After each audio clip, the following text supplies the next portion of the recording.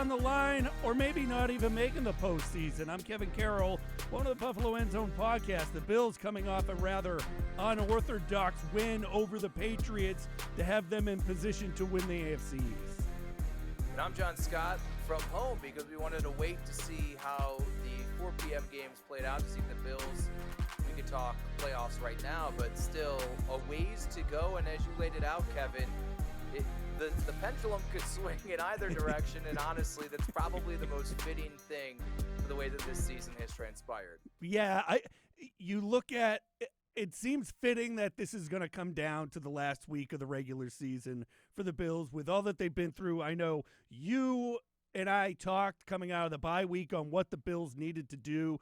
Josh Allen and the rest of the team said that they're in playoff mode the rest of the way. Well, I mean, I would consider the game against the Dolphins a playoff game for the Buffalo Bills to not let any other scenario play out and possibly win the number 2 seed, John, which is incredible after where we were in the middle of November, or they might not be in the playoffs at all if things don't go their way and they fall to the Dolphins coming up in this final week of the season. But one thing's for sure, John, I think we can both agree that offensively they're back in a funk right now and they need to be in a better place going into this game down in South Florida against the Dolphins, because they really kind of got a backdoor win against the Patriots to keep in the position that they're currently in. All right, so we'll kick things off with, let's just talk playoffs off the start. The easiest way we boiled it down was if the Bengals and the Steelers lost and the Bills got a win. Well, the Steelers beat Seattle, so there goes that one. They also didn't get a whole heck of a lot of help with the other games around the league, as Houston won and Jacksonville won and Indianapolis won. So all 3 of those teams, there was a combination of if those 3 lost that they could get in or whatever. So almost all of the teams now clumped in with them that they wanted to lose didn't. And so now I'm looking at our trusty New York Times playoff machine. Yeah. And as things stand right now, 96% chance that they're going to make the playoffs. That's assuming, because as we're taping this, the Chiefs are going to beat the Bengals. Actually, that game just went final. So yeah, that's what happens there. So with the Steelers winning and the Chiefs winning, Bills are at 96%. But then if you go next week, if Jacksonville and the Steelers win and the Bills lose, they're basically out of the playoffs. So that says that. But of course, if the Bills win, they're in. They win the division. If, let's say, the Titans beat Jacksonville, then the Bills are in. If the Ravens, who probably are going to rest their starters, if they beat the Steelers still and the Bills beat the Dolphins, this is how, or the Bills lose to the Dolphins, that's kind of how this goes. So you're going to probably need Jacksonville or Pittsburgh to lose. And then regardless of the outcome of the Bills game, they're still going to get in. But there is a reality where if Jacksonville and Pittsburgh wins and the Bills lose, they're out. And that's just a wild, like I said off the top, a wild range of outcomes for the Bills here. But I firmly believe it's kind of the way it is. It feels like it should go down to the wire with how on November 13th, the Bills lose inexplicably because of 12 men on the field. Well, that's how it ended. That's not necessarily why they lost, but 12 men on the field, lose to Denver. They're 6-6. And I firmly believed that this team would not make the postseason. They looked that bad. They were in that tough of a stretch, losing to bad teams. And it made you wonder, and we said it on this show, like, are they a good team? Or are they like a extremely flawed team that has very little margin for error? And they've done their job to claw their way back out of that hole to give themselves this opportunity, but the job is yet to be sealed. Yeah, and I mean, they need to just take it in their own hands and beat the Dolphins, I think, at this point. I don't know what the Ravens' backup situation is like, but it's hard to see with what the Steelers did on the road in Seattle that they wouldn't be able to have some success against a bunch of bad. But you never know, John. I mean, I was there back in 2004 when the Bills only had to beat the Steelers backups and they would get into the playoffs, and they lost, and it was embarrassing, and it was a dud. So stranger things have happened around the NFL. We all know a few years back, the Bills played their backups, I think, against the Jets or the Dolphins, and they just motorboated them or went right by them. So strange things can happen in the final week of the season, John. I'm an idiot, but I meant boat race. Where's your head at? I meant to say boat race. That came out totally wrong.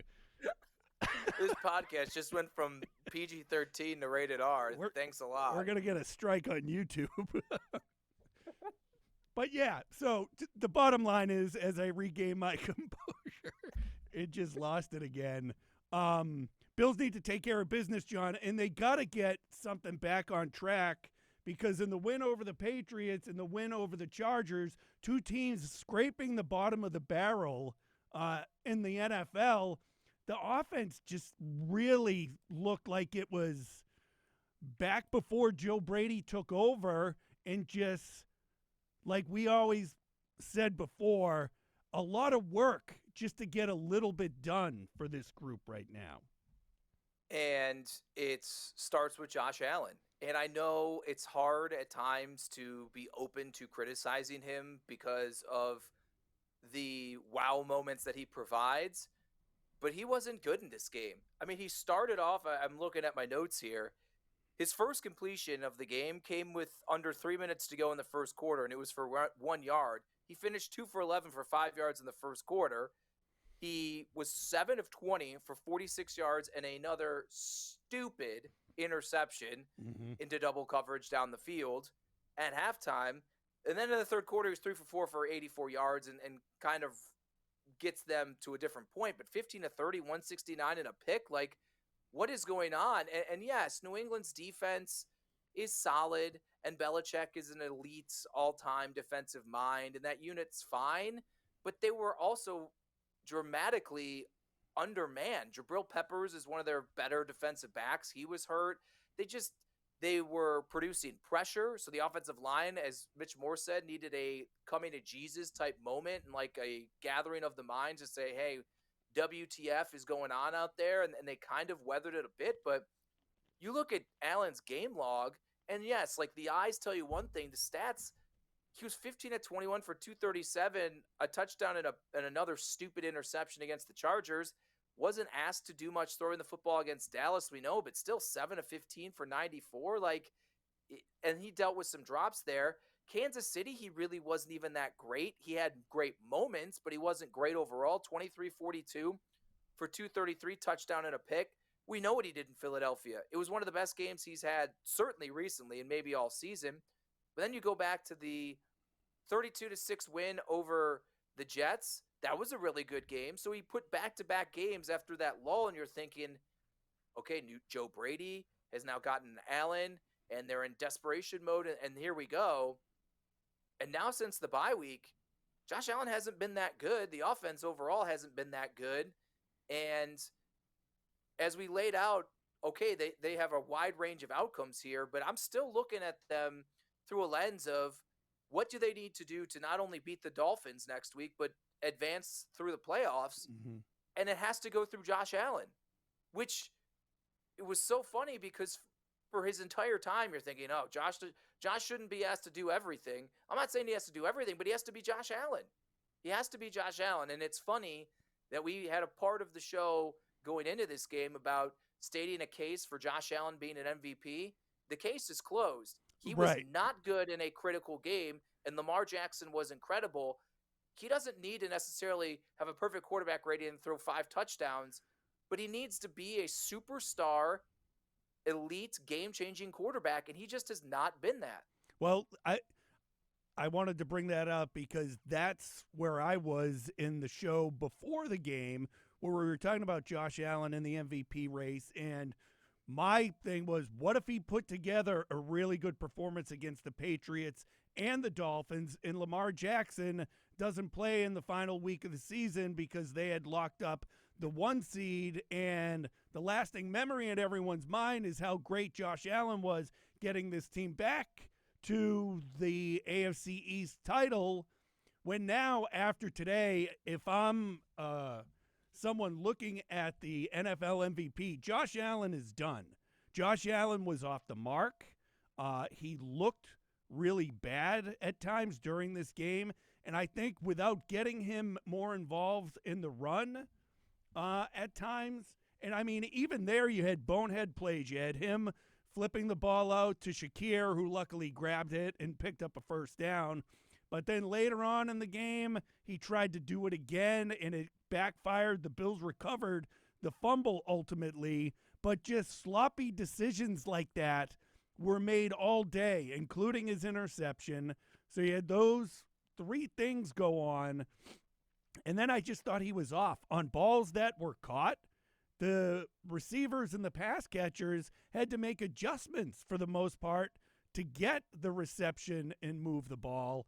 Aside from that deep pass to Dalton Kincaid. So I don't know. Just the eye test to me says he's in some sort of funk once again, and it couldn't come at a worse time, John, because I honestly do think they have to win and beat the Dolphins.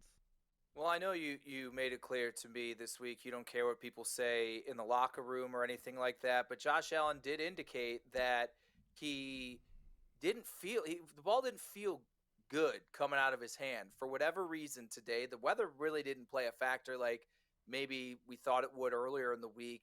He just was off, and that's fine. Like it's okay for Josh Allen to be off every now and again, but it's not every now and again. He has not been at the level, and in turn the Bills offense has not been at their we're really humming level since Philadelphia, since before the bye week. So that needs to improve. And honestly, it's a conversation. We could probably dial it back. What I said this on the postgame show. Let's dial back 6 podcasts this year after games where we talk about how the offense stunk, but the defense was so good that they bailed them out.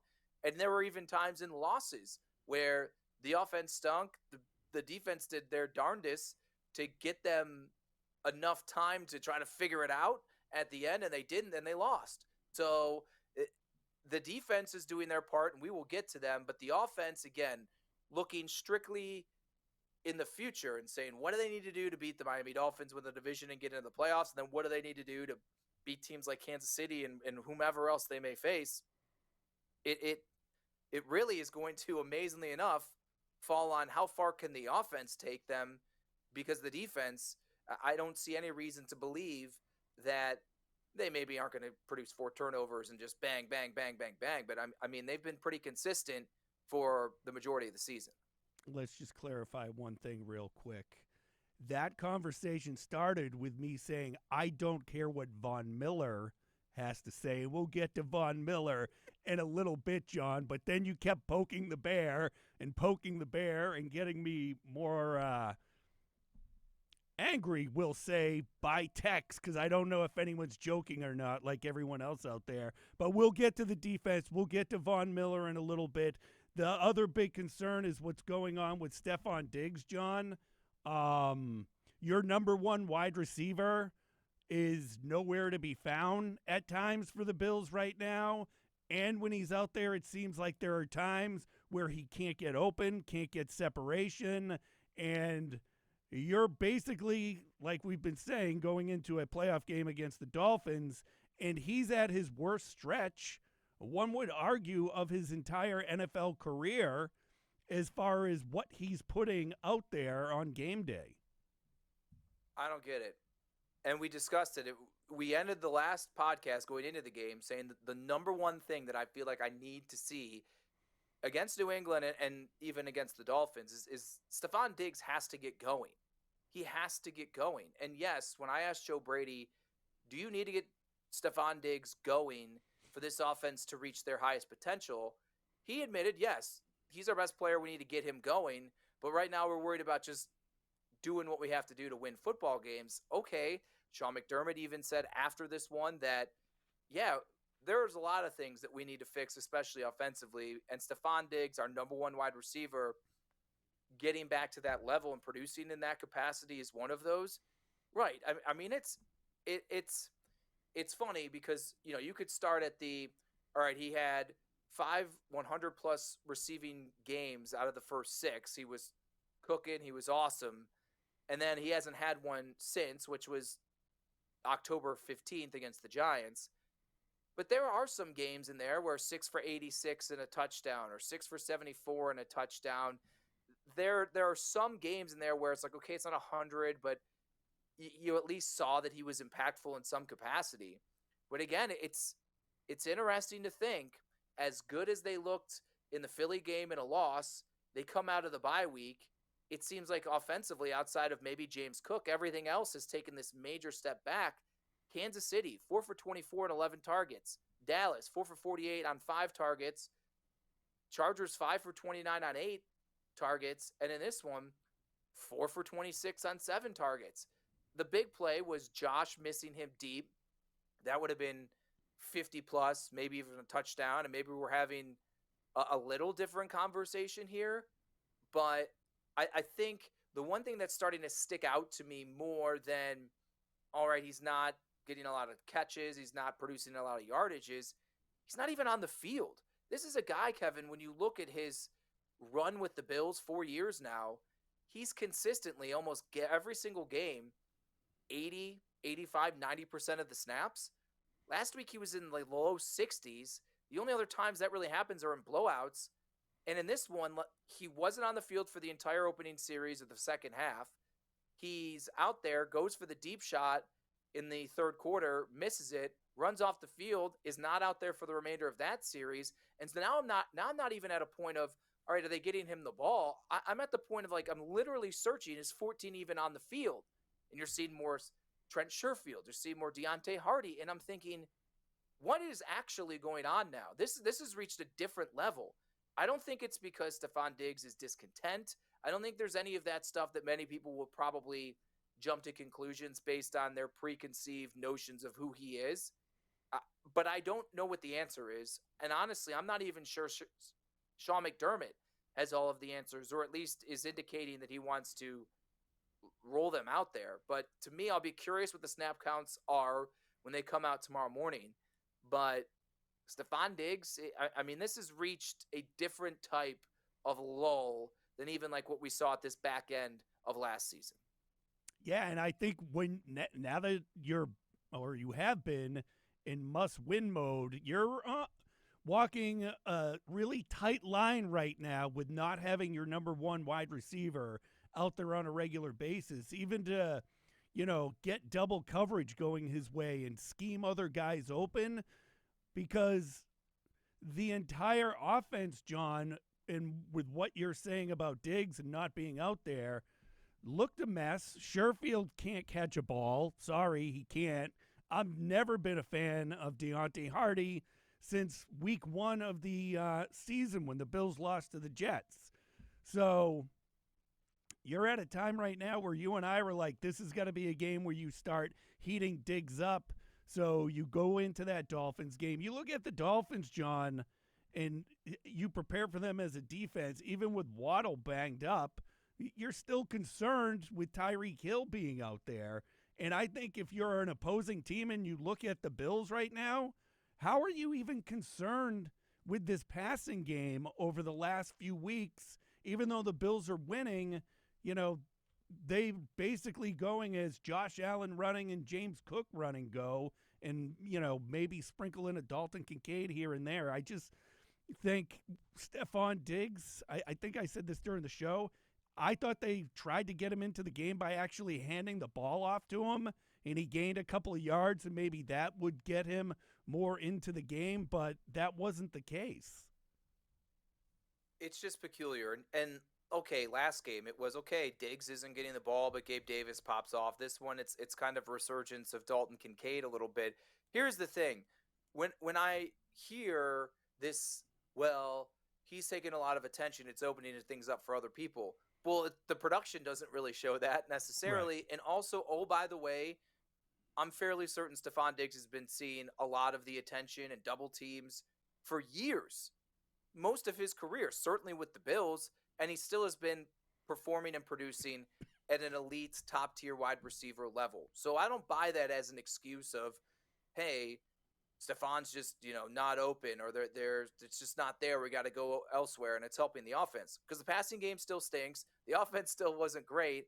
Diggs isn't getting the ball. So you're not even, what are you accomplishing here? You're not accomplishing anything. So Diggs isn't getting the ball, and if he's supposed to, by not getting the ball, open things up for other people, they're not capitalizing, and it's not working.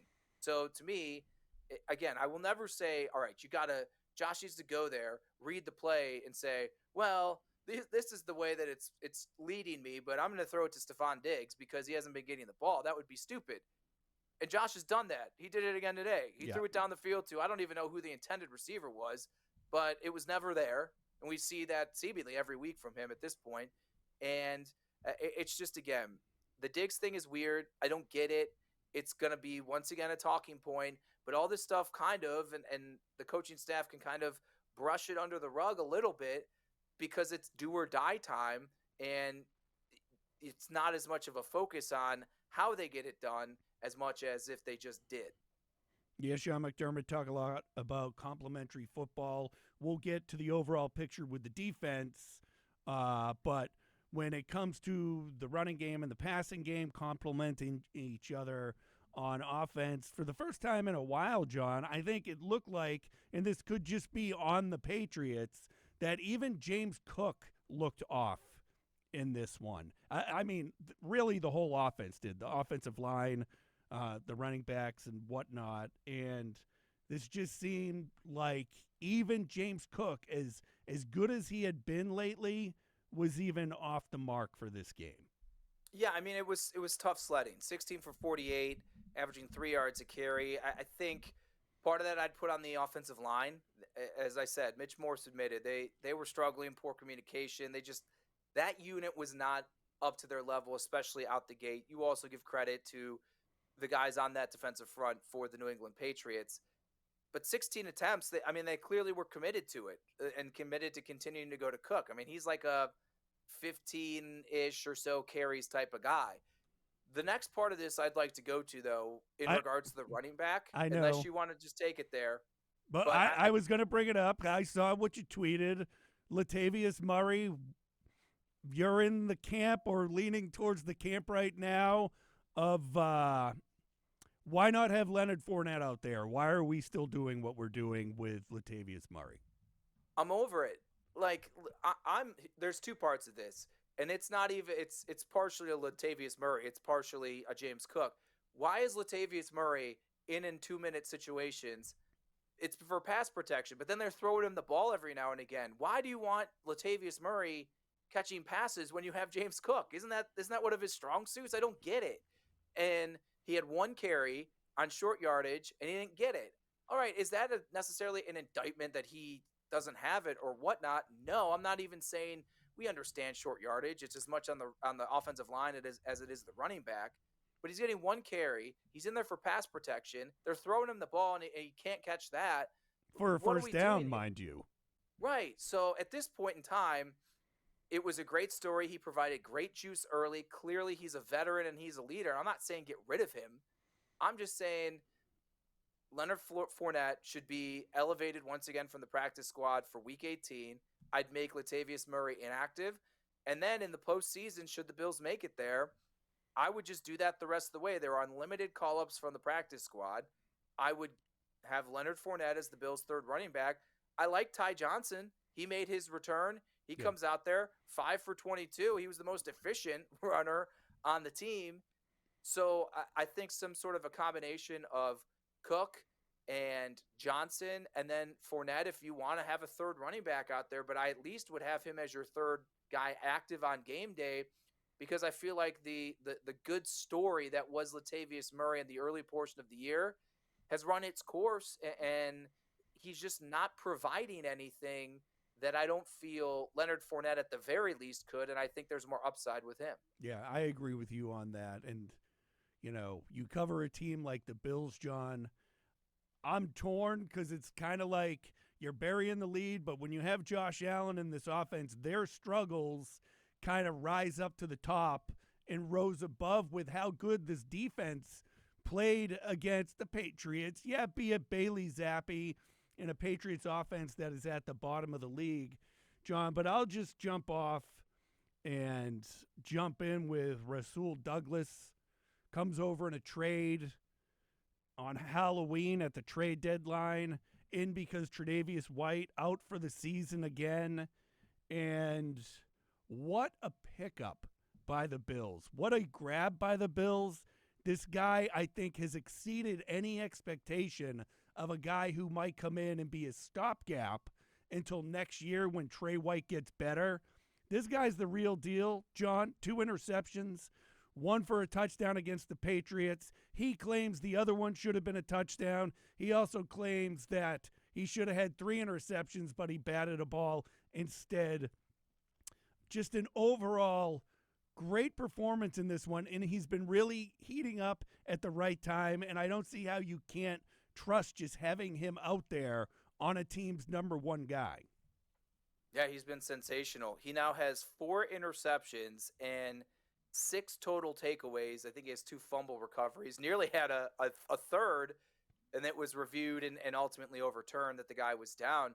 I mean, that's since Halloween. That's in 2 months.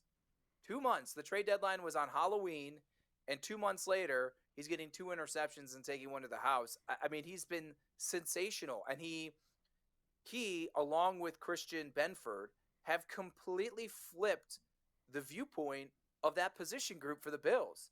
Because Tre'Davious White goes down. We understand the struggles and the injury and the lack of production we've seen from Kaiir Elam and whatever his place is. And so then you're looking at the Bills and you're saying, well, we kind of know what Dane Jackson is. What is Christian Benford? He's dealt with some injuries as well. Then they make the swing for Rasul Douglas.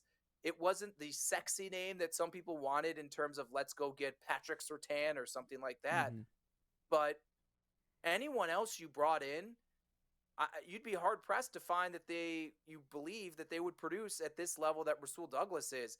I think his attitude's perfect for this team. He's a veteran. He's a leader. He has that chip on his shoulder. I like his aggressive nature. He was saying after the game that, yeah, I kind of just, like, I trust my tape, and it's like, all right, I might get beat, but no one's going to remember that if I'm making the plays, and I trust it. And he said on the pick 6, from his film study, he knew that when the Bills bring pressure off of one edge, Zappi does a quick read to the other side of the field, and he read it. He read the play, miscommunication with the receiver, and he picked it off and took it to the house. And so he has been sensational. And again, I like to look at things and discuss things on here, not too far down the road, but I put it out there in the middle of the game. I don't know what the future is for Tre'Davious White. I know there's a faction of people who believe the Bills should and maybe will move on from him because they need cap space and because of the injury history and things like that. I'm not even going to look at it that way. How could you take Rasul Douglas and certainly even Christian Benford off the field when Tre'Davious White is back? It's an interesting conversation, one way down the line, but you're not worried about it. There was this thought of, all right, Von Miller has to get back. Von Miller has to get back because we've seen we need that production off the edge. Well, then you see what they do without him. I think maybe there's not going to be this urgency of Tre'Davious White has to return next season because you're seeing such great signs from Rasul Douglas and Christian Benford. With Douglas, as you said, you feel comfortable and confident with him matching up with any of the top receivers in the league. All right, so how about this, John? Miller, a healthy scratch. What does this mean maybe for his future with the team? Might I be reading too much into it to think that maybe his future is up in the air right now? I just think the financials aren't going to allow them to make a clean break. $32.5 million dead cap if it's a pre-June 1st outright release. They also aren't saving any money on the cap. If they do it after June 1st, it's $17 million in 24 dead cap and $15.4 in 25. I just don't know if they're in that position to be able to carry that dead cap and certainly want to spread it out that large of a number over multiple years. They'd get 6.8 about million in cap space. This all according to Spot Track.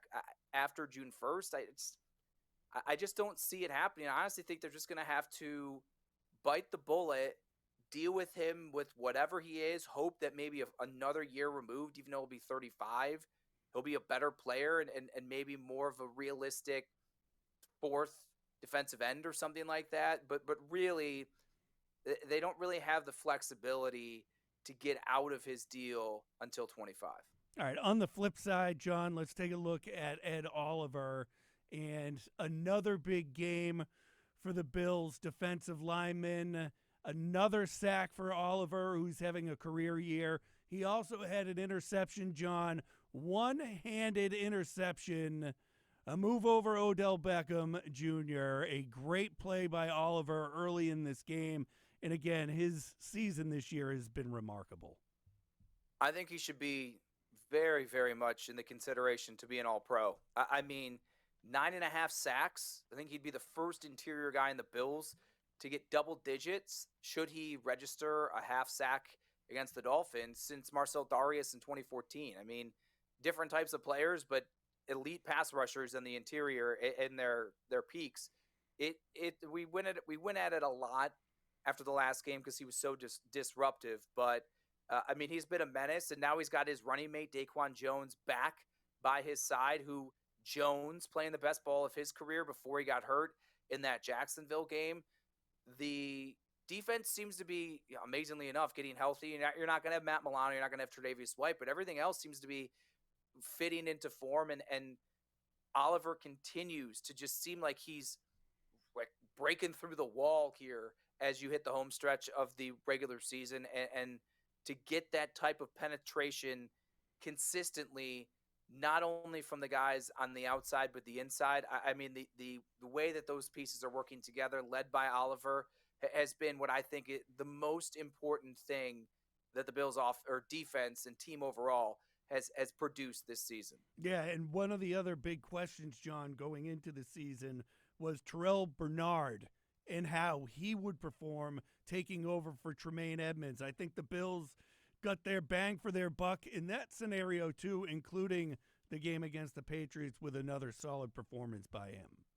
He had 2 sacks. This is another guy that I don't have a full pulse on the league and their middle linebackers and things like that. I think you could make a case that he should be maybe an all-pro type conversation, certainly a Pro Bowler. 6.5 sacks. Entering the game, he was top 15 in tackles. He had 10 of those against the Patriots. He had 3 more quarterback hits, 3 more tackles for a loss. That puts him up to 10 tackles for a loss and 9 quarterback hits. Oh, don't forget, he has 3 interceptions and 3 fumble recoveries. I mean, the guy has been sensational, and you can admit it. I can admit it. I think a lot of fans can admit it. The expectations were certainly not this. I think when you looked at the Bills' defense, you thought, I don't know, maybe things weren't as bad with Tremaine Edmonds as people and the discussions were for 5 years. He's done more than Tremaine Edmonds did in 5 years in less than a full season here. That's not an indictment on Edmonds. I think that just really shows how out of a cannon he has shot Terrell Bernard as a star and a playmaker in the middle of the Bills' defense. You can see now at all levels here, they have developed and now found, whether it's an acquisition with Rasul Douglas, at all 3 levels now, you could go Ed Oliver, you could go Terrell Bernard, you could go Rasul Douglas. All 3 of them shined in this game. They've been the biggest difference makers on that side of the ball, where there's been a lot of them. Defense wins championships, John. So the Bills have the defense to do it. We just need that offense, as we said, to start showing up, and that starts with a game against the Dolphins to wrap up the regular season with the AFC East on the line. That's going to do it for John and I for right now. We'll be back to get you ready for the Bills-Dolphins coming up in just a few days. For Jon Scott, I'm Kevin Carroll. As always, thanks for joining us, everyone.